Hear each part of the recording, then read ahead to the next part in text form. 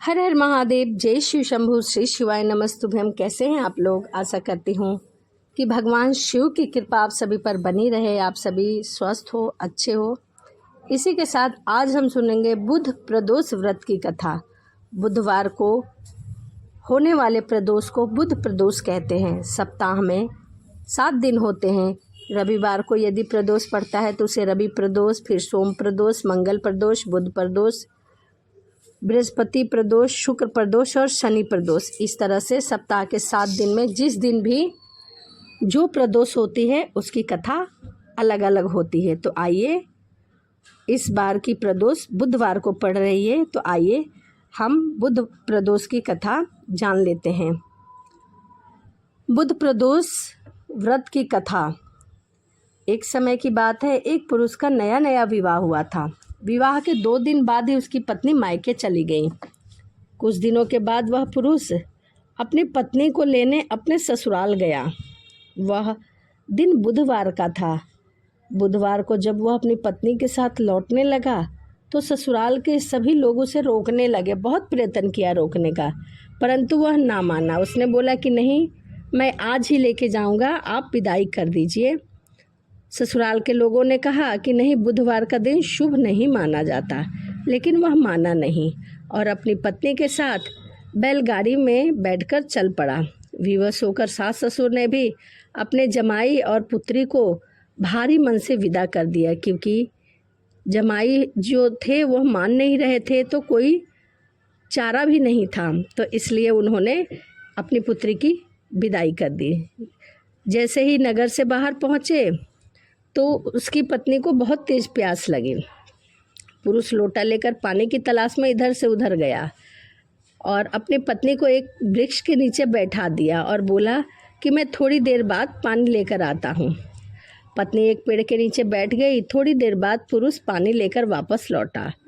तब उसने देखा कि उसकी पत्नी किसी के साथ हंस हंस कर बातें कर रही है और उसके लोटे से पानी पी रही है। उसके पति को बहुत ही तेज क्रोध आया कि मैं पानी लेने गया हूँ और न जाने मेरी गैरहाजिरी में मेरी पत्नी किससे ऐसे हंस हंस के बातें कर रही है। फिर वह निकट पहुँचा तो उसे बहुत आश्चर्य हुआ। उसके आश्चर्य का कोई ठिकाना न रहा, क्योंकि उस आदमी की सूरत उसी की भली भांति थी। पत्नी भी सोच में पड़ गई कि 2 पुरुष कहाँ से आए जो एक ही सूरत के हैं। अब वह खुद सोच रही थी कि इनमें से मेरा पति कौन सा है। दोनों पुरुष आपस में झगड़ने लगे। धीरे धीरे वहाँ काफ़ी भीड़ एकत्रित हो गया और सिपाही भी आ गए।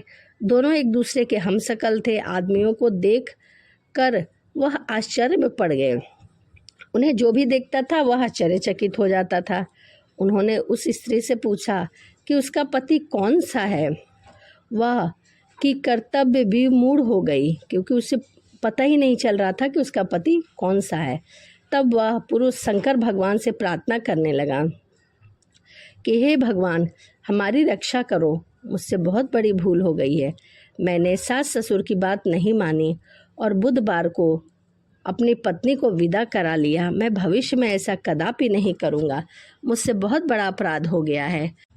तभी उसकी प्रार्थना भगवान शिव शंकर ने स्वीकार कर दी, उसकी मनोकामनाओं को पूर्ण कर दिया। जैसे ही उसकी प्रार्थना पूरी हुई, दूसरा पुरुष वहाँ से अपने आप अंतराध्य हो गया। न जाने वह इतनी जल्दी कब और कहाँ चला गया। पति पत्नी सकुशल अपने घर पहुँचे। उस दिन के बाद से पति पत्नी नियम पूर्वक बुध त्रयोदशी व्रत प्रदोष का व्रत करने लगे। अतः बुध त्रयोदशी व्रत हर मनुष्य को करना चाहिए, क्योंकि यह सभी मनोकामनाओं को पूर्ण करने वाला माना गया है। तो यह बुध प्रदोष की कथा थी। तो वीडियो आपको कैसी लगी कमेंट में हर हर महादेव लिखना ना भूलें। तो चलिए, इसी के साथ वीडियो को यहीं समाप्त करते हैं और मिलते हैं एक नई अलग वीडियो में। सभी को हर हर महादेव, जय शिव शंभु, श्री शिवाय नमस्तुभ्यम।